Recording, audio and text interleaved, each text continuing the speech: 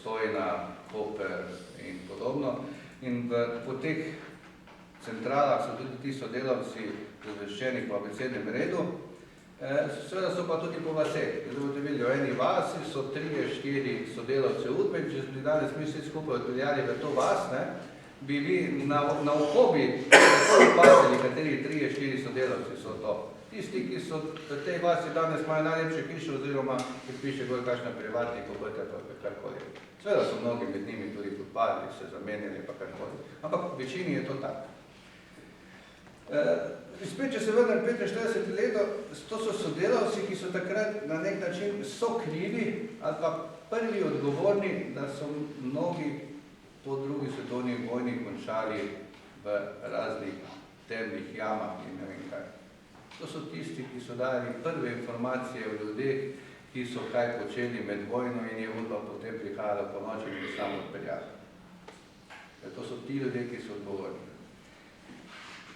Jaz sem pregledal detaljno nekje okoli 450,000 strani dokumentov. Ostajam jih še po 350,000, zato bodo uvodoma napisali, bodo videli, da gre za prvi del te knjige.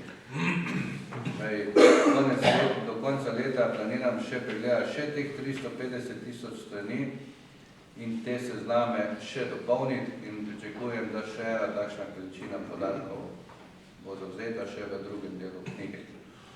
Čeprav jih je še zdaj ogromno, jaz sem bil presenečen za nekatere vasi, kjer po popisu iz 48. leta, ne vem, je vas imela 80 prebivalcev, sodelavcev je bilo pa 8. 1:10. Vete, da so te številke ogromne.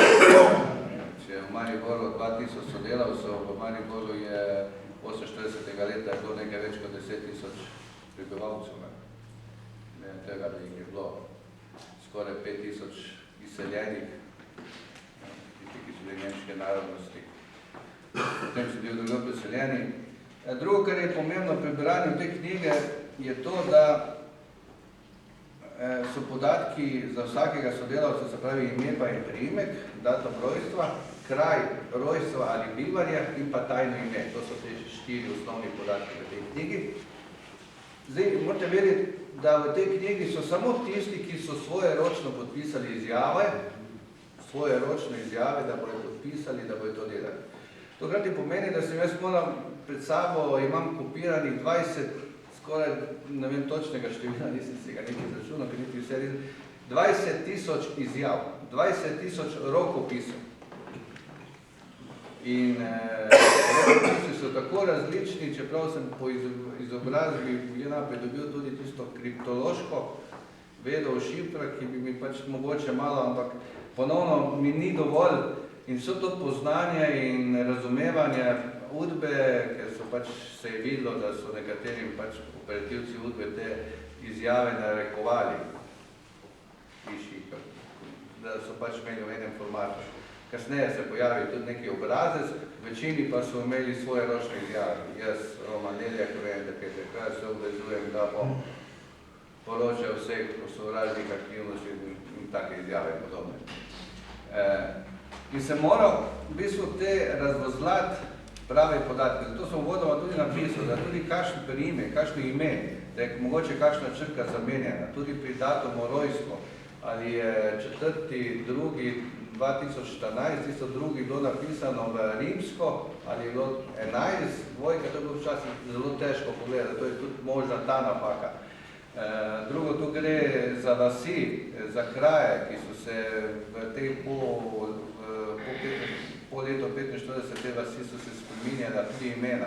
Neka vasi sploh ne obstajajo več, neki kraji ne obstajajo več in so imajo neka nova imena. Nisem imel časa, da bi ta imena sedaj spreminjal v ta nova imena. Pa sem pustil stare imena, ampak vse tisti, ki bojo pač brali, bojo vedeli, za kateri kraj se gre, oziroma za gre, da tukaj ni bilo časa, da bi se to šel in tudi bi bile možne prevelike napake.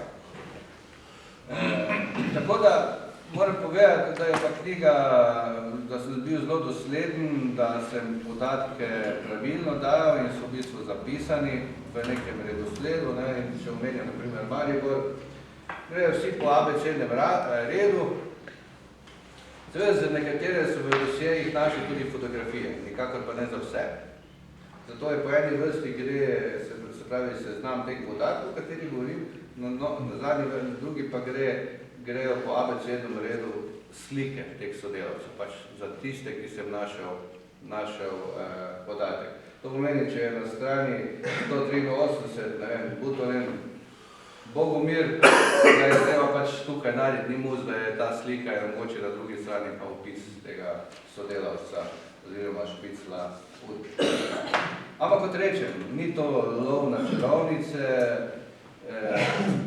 gre predvsem za to, da so ti sodelavci dokaz, kako se je delovalo in kakšno število teh ljudi je bilo, da je Udba imela to vse skupaj. In da se še danes ne čudimo, da je pač 35% Slovenije pač gre in povoli do levo opcijo, pa katerokoli da to ime. Pa se lahko danes izmislijo in mislim, da ni prav, da tisti, ko pravijo, da na te nove obraze ne bojo volili, katerikoli ga postavijo, ravno zato, ker teh 35% ljudi jim je ta opcija kontinuitete, kot pravi Kučak, vedno prinašala neko mir in vse skupaj. In se bojijo teh podatkov. In zato je mogoče prav, da ta knjiga pride ven, da tudi zdaj, ko bojo objavljeni v tej knjigi, se bojo opazili, da se jim ne bo nič zgodilo, da jim ne bo nihče trkal na vrata, da se ne bo zgodilo ničesar, bo pa samo resnica zapisana. Verjetno bo res, da bo nekdo slišal kakšno pikro na svojo osebi, od kakega soseda, ampak v tistem trenutku se naj spomni, koliko pikrih je on povedal takrat v času svojega delovanja in bo se zadeva nekako izenačila. Ali pričakujem kakšno tožbo, vsekakor verjetno, da ja. Ampak moram povedati, kot sem rekel, za vsakega v tej knjigi obstaja njegova osebna, svojeročno zapisana izjava, da bo delal za Udbo. In jaz mislim, da ne glede na naše sodstvo, da je to dovolj veliki dokaz, da jaz kot raziskovalec ne bi bil odgovoren. Kot sem pa že zapisal, delal sem dosledno in tisti, ki so pričakovali, da bom na desno oko malo slabše videl, če me razumete, ker mislim,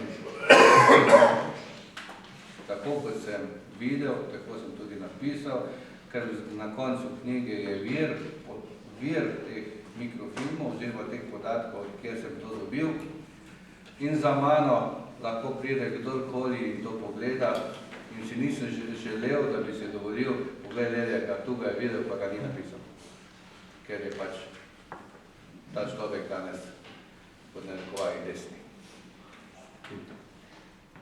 Mislim, da je to korektno in da je potrebno tako delati in tudi naprej bom na ta način počel in do konca leta upam, da bom to knjigo dopolnil, še s približno toliko imeni in bo pač to razdobje nekako do 60. leta popisano, potem je potrebno še od 60. do 90.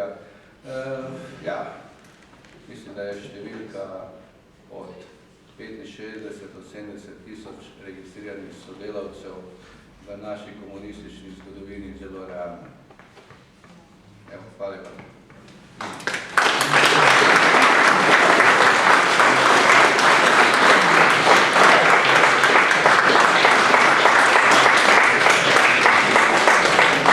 Če so kakšno vprašanja, prosim, dokler naj jo ne odpeljejo. Ajde, Zlatko. Gospoda Lelija, Zlatko Sage, izviram iz Trpetije. Pozdravljam to dobro delo. Imam pa eno vprašanje, vem, da je to težko, ker pač v bistvu se nič ni spremenilo, kot pravijo več kot 35 let v policiji, ni to je samo napis, drugi pa druge označbe, da je vse posod. Gledam, kaj bi nekaj vprašal, za mlajše generacije, jaz sem letnik 48, in recimo sem bil v Ukrajini in to veste, kako je tam bilo. ustanovili sem društvo športno-kulturnega v Gracu. Vsi zraven meje smo se srečali, smo bili sredali, smo rekli, in tudi znotraj so bili infiltrirani, tudi pač člani. Tako je vsega nisi vedel, pa si pa videl, kdo je imel lahko, kdo je bil prebitne, kdo je danes v Sloveniji, nekje tam pauza, zelo dober pokazal. To, da pa da so hodili iz SZDL-ja razni, pa celo iz Slovenske matrice, pa novinarji, da ne govorim. To so itak bili vsi udnici, da so špicni ali kaj, eni profesionalni ali pa tudi drugače. Pa me zanima, vem, da imate veliko dela, pa da jih je na vsakem koraku, če greš po ulici ali kjerkoli, mladih, še mlajših, to ko ste vse uvedli, kako to gre po generacijah, ali bo to možno tudi najti razkriti. Je dobro. Hvala. Gre za to, da mogoče nisem omenil, področje delovanja UDBE je bilo zelo na široko. Mislim, da ni področje dela življenja, ki ga UDBA ne bi pokrivala. Ampak mogoče je prav, da povem, najbolj izpostavljeni poklici takrat so bili predvsem duhovniki, zobozdravniki,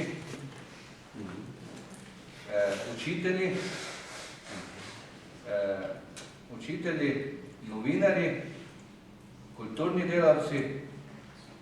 To mislim, da so po tem vrstnem redu tudi šli. V tej knjigi je ogromno teh ljudi iz tega področja in ravno tudi vsi duhovniki, tudi nekaj slik, ko ste videli vse skupaj, no in seveda tudi medicinske sestre, so tukaj zraven zelo izpostavljeni poklic.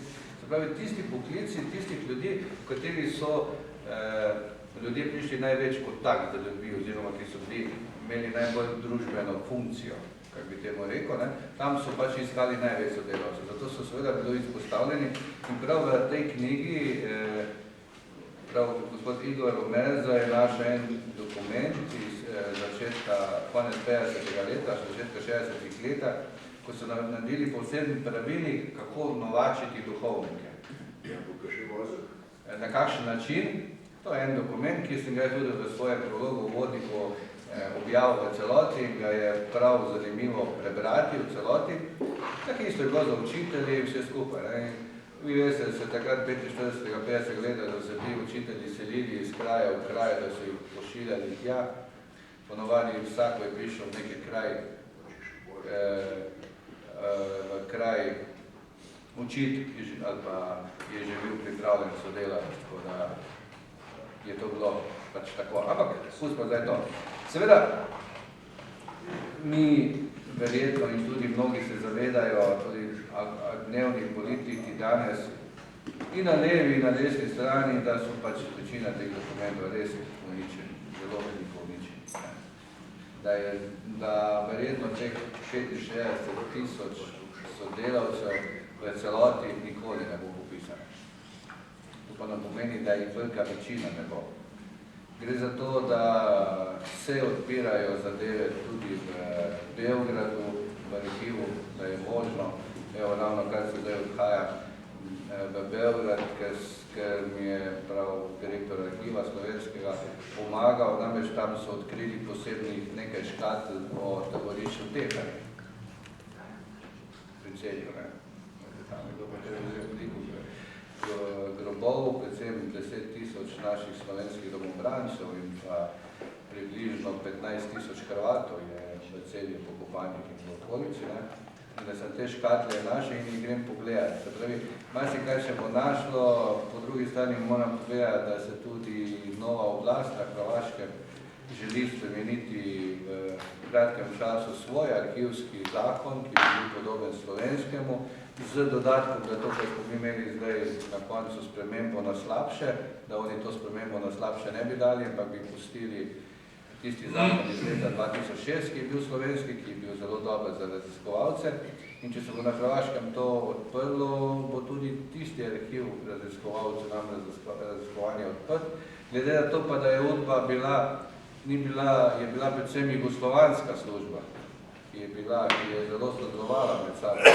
Da to raziskovanje, delovanja UDBE, tudi zamejskih zadev, tako in posebej drugih stvari, se dokumenti nahajajo v Sloveniji, v Zagrebu in v Beogradu. Tako da bo možnost tudi v arhivu v Zagrebu odkriti marsikatero zadevo in marsikaterega sodelavca, ki je deloval na področju Republike takrat SRS Slovenije. Tako da bi rekel, da je za raziskovalce veliko prostora, predvsem pa veliko prostora za zgodovinarje. Tole je pač publicistična knjiga. Knjiga, ki pač ima nek uvodnik, ki jo damo v neki kontekst časa, v katerem je nastajala. Je pa seveda to velika podlaga za skupino profesionalnih zgodovinarjev, ki bi pač naredili analizo te knjige. Naprimer, da bi naredili analitiko po krajih, koliko procentov, koliko je bilo duhovnikov, koliko učiteljev, vse skupaj naredili neko tabelo in naredili neko znanstveno knjigo iz tega. Jaz za tega prvič nimam niti toliko časa, niti možnosti, naši fakultete pa sigurno ne morejo.